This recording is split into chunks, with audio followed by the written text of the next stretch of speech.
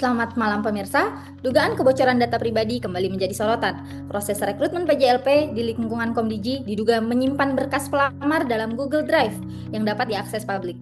Dokumen sensitif seperti KTP, ijazah, CV, transkrip nilai, dan nomor kontak pribadi diduga dapat dilihat dari pihak luar. Kasus ini viral setelah Fatur Rashid Ridho mengunggah temuannya di Instagram Reels.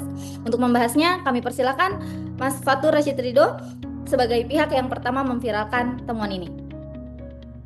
Baik, terima kasih Mbak. Nah, awalnya itu saya ngelihat link rekrutmen PJLP itu yang ada di media sosial gitu Mbak. Pas saya buka linknya, kok di dalamnya itu ada folder yang isinya itu file-file pelamar dari PJLP tersebut gitu Mbak. Yang isinya itu ada nama lengkap, nomor handphone, sampai tempat tinggal.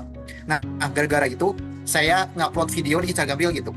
Soalnya, tapi saya buat video itu bukan buat menjatuhkan pihak tertentu ya, tapi sebagai bentuk pengingat buat publik dalam mengubah data-data pribadi ke internet itu Mbak. Nah, menurut saya, ketika masyarakat diminta menyerahkan dokumen pribadi kepada instansi, maka instansi juga wajib memastikan bahwa data tersebut aman. Karena data tersebut itu berisi dokumen-dokumen pribadi yang dapat sangat merugikan individu tersebut gitu Mbak. Sekian Mbak komentar dari saya.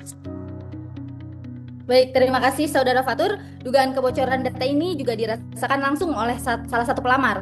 Kami mempersilakan Saudara Ade Ramadan sebagai narasumber berikutnya. Silakan, Mas Ade.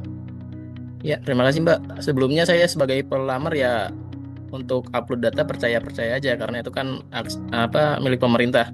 Tapi setelah ada berita ini, ya cukup kecewa juga sih. Soalnya nanti takutnya data kita kesebar jadi jaminan pinjol atau apa. Ya cukup kecewa lah pokoknya Mbak. Baik, terima kasih Mas Saudara Ade. Terkait dugaan kejadian ini, kami juga mengundang Menteri Komdigi untuk meminta tanggapan dari Menteri Komunikasi dan Digital Bapak Reza Kurniawan. Bagaimana respon pemerintah terhadap hal ini, Pak? Iya, terima kasih Mbak Fatima. Pertama, kami menyampaikan keprihatinan atas keresahan masyarakat dan pelamar. Saat ini kami sedang menelusuri proses penyimpanan dan serta kemungkinan kelalaian akses.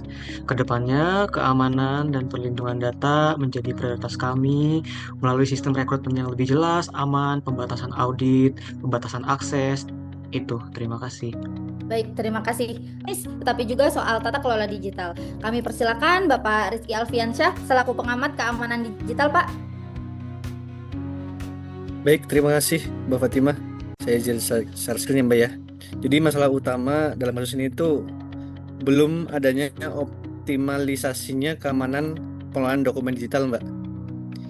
Dalam proses rekrutmen, jadi ketika dokumen pelamar disimpan di folder, ya, yang dapat diakses publik, maka data pribadi menjadi sangat rentan disalahgunakan. Ya, karena penyebabnya bisa dilihat dari beberapa sisi ya. Pertama, mungkin belum adanya standar teknis yang ketat dalam pengumpulan dokumen digital, lemahnya kontrol akses, misalnya folder dibuat publik agar mudah dibuka tetapi tidak dipikirkan risikonya. Kemudian rendahnya kesadaran aman digital, terutama dalam memahami bahwa file seperti KTP, jasa dan lain-lain adalah data pribadi.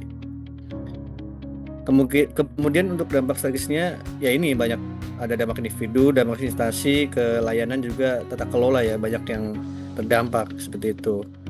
Dari sini gagasan alternatifnya bisa disaksikan kita bersama ya, bahwa gagasan terpilih yang paling kuat adalah membangun mekanisme pengumpulan dokumen berbasis sistem internal yang aman ya. Kemudian melalui tahap-tahap wajah ini ya, kita ketahui melalui tahap perencanaan, pengoperasian, pelaksanaan, pengawasan hingga evaluasi, instansi dapat meminimalkan risiko penyalahgunaan data dan penggunaan media digital yang tidak bijak. Jadi kasus ini itu harus dibaca ya sebagai pembelajaran besar. Digitalisasi pemerintahan bukan hanya soal membuat layanan menjadi cepat, tetapi juga memastikan setiap data warga dikelola secara aman, etis, dan dapat dipertanggungjawabkan seperti itu. Terima kasih Mbak. Baik, terima kasih. Ya, baik, terima kasih Bapak Alfi. Dari kasus ini, keamanan data pribadi menjadi tanggung jawab bersama. Satu kesalahan akses bisa berdampak bagi masyarakat. Smart ASN menuntut aparatur negara untuk cakap, aman, etis, dan bertanggung jawab dalam mengelola data digital. Pemirsa, demikian laporan dari kami. Saya Fatimah Putri Jarir, sampai jumpa.